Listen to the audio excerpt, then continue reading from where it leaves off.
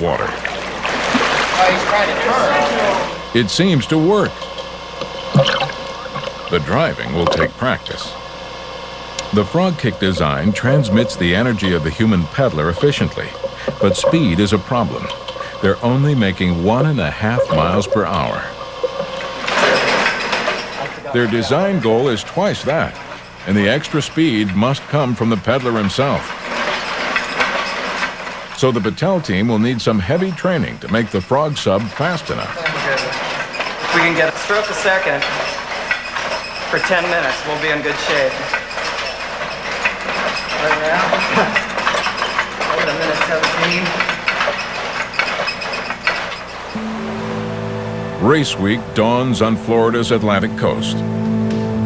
The action starts here on the beach, where the submarines are launched and then towed to an offshore staging vessel.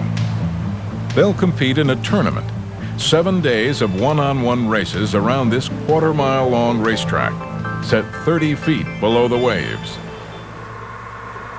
Doing all this underwater is tricky.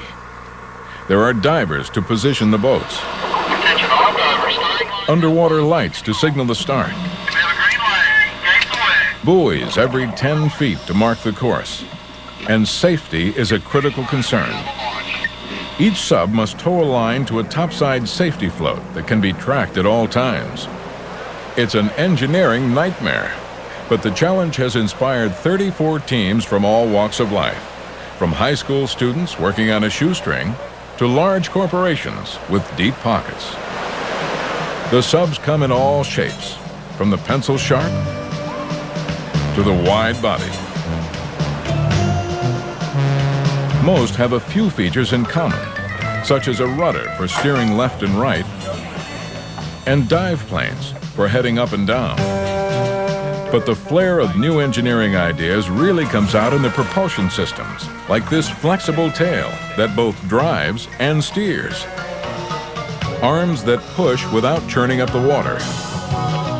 A 6-bladed paddle wheel. Twin propellers that rotate in opposite directions. And the adjustable blades on this flying bomb. These designs are strong contenders for the Innovation Award. But the real excitement is the speed race. And in the first round of the tournament, it's Florida Atlantic's Shark Sub against a Pomona, California team. The systems have been tested 100 times, but the nervous drivers just can't resist one final check. Green light. Out of the gates, Florida Atlantic is off to a blazing start.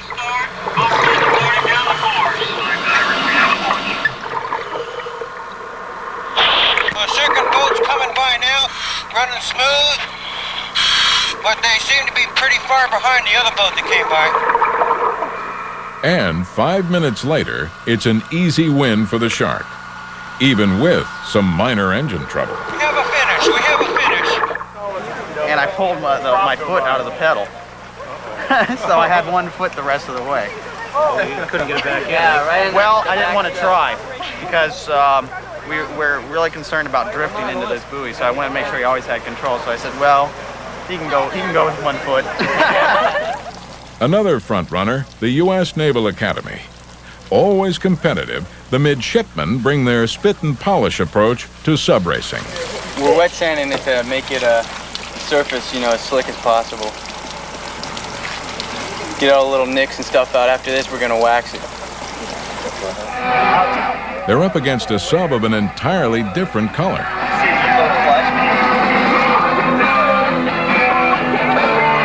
What team are you guys with? Santa Barbara. Santa Barbara. The Naval Academy, with their small, sleek hull, should easily outpace the bulky and slower Santa Barbara boat. Navy takes an early lead, but then a problem. By accident, they pull their safety float under the surface.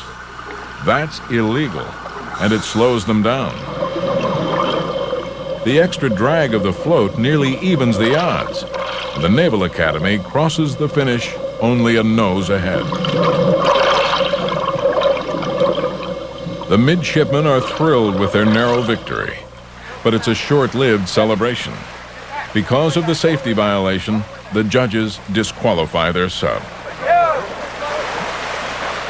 Now that's what the Never Sees on top of there. Meanwhile, the Battelle sub is being prepped for its next run. Their frog-like device has been working flawlessly, and they're ready for the water. 2,000. Their opponent, Texas A&M University. It's late afternoon, and the seas are starting to swell. Middleton, 1100, Shep. Visibility is bad. Conditions are getting marginal.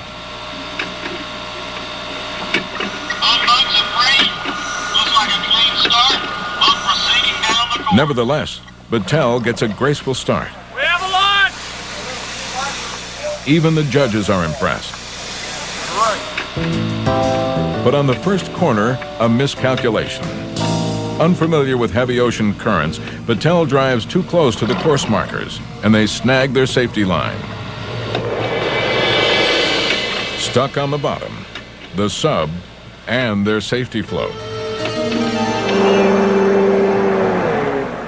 The Battelle boat is somewhere beneath the chop, but no one knows where. I don't know what else would have. There's only one thing that would have stopped it. I think they got a buoy. That's what I think. I think the currents are bad. The disadvantage of being a landlocked team has become painfully clear. The engineers from Ohio can only wait for help to arrive. Our designs have to be conformed to whatever currents there are over there, whatever conditions. You know, we design on ideal conditions, but then you have chaos out there. What we need is a guard just go. Back on shore, the undergraduates from Cal Polytech have gotten their whale tail up and running. But their uncertain workmanship has yet to be tested in the ocean.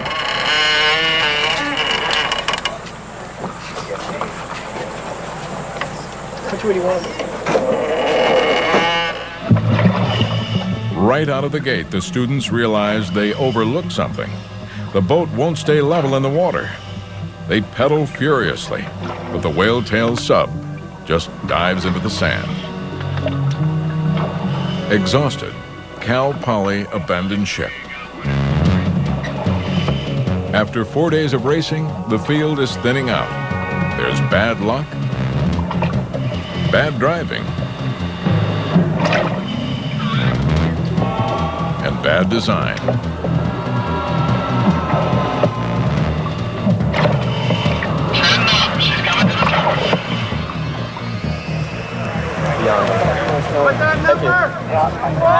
One team has something to cheer about. The Benthos Corporation from Cape Cod.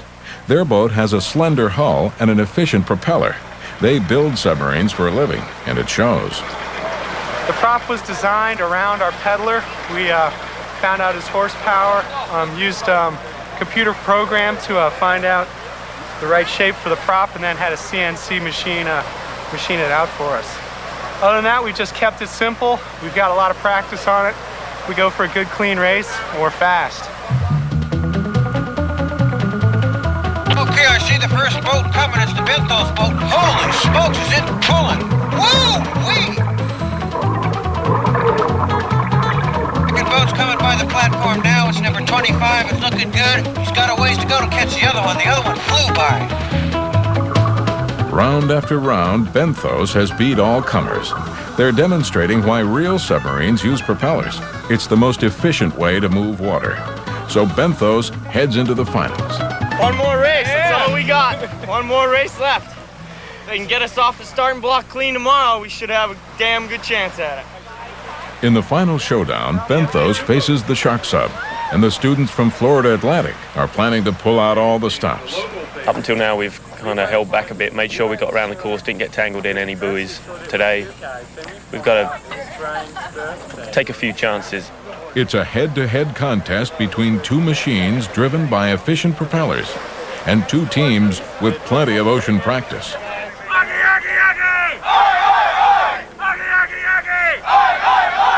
Ugly, ugly, ugly? Yes, yes, yes. Is that what you meant? I don't think that's what it meant. Into the starting gates go the high-spirited students, next to the trained professionals. They'll race twice around the track, a grueling half-mile sprint.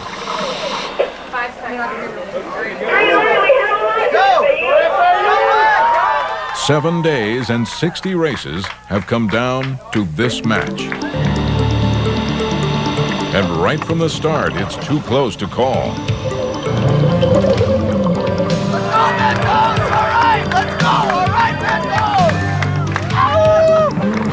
They're going into the second turn right now. They're looking the back straightaway.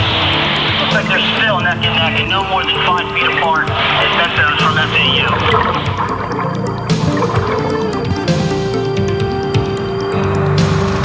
They are really moving out. And the FAU boat is past the finish line. The other boat's right behind them. They were about 8 feet apart. It's an upset win for Florida Atlantic University. Even in their moment of glory, the students recognize the biggest payoff is what they've learned about engineering. We took this baby from just the basic conception to actually building it, testing it, and getting it to run. And that's what engineering's all about. And so basically they're training us to be engineers, and this is the result.